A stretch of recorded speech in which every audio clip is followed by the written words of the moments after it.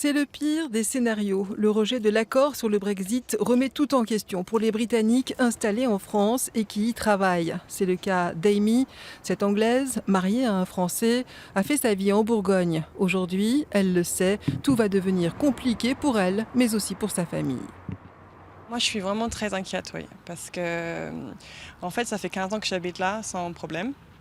Et là, je me retrouve à faire les papiers pour la préfecture, pour faire une carte de séjour, éventuellement faire un passeport en français. Et ça fait 15 ans que je vis tranquille et d'un coup, tout change. Des papiers indispensables pour ne pas se retrouver en situation d'illégalité sur le sol français. Cette situation plonge également Nicolas Grant dans la plus grande incertitude. De nationalité écossaise, il a tout quitté pour venir travailler à Dijon.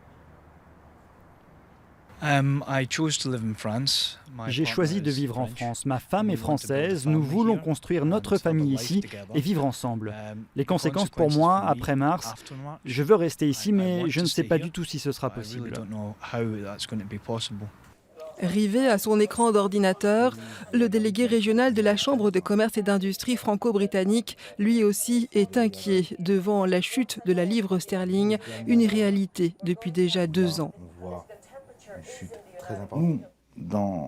Tant à la Chambre que dans ma société, nous avons pris déjà les mesures en suivant les consignes de l'ambassade du Royaume-Uni, c'est-à-dire de demander à tous les Britanniques d'aller demander une carte de séjour.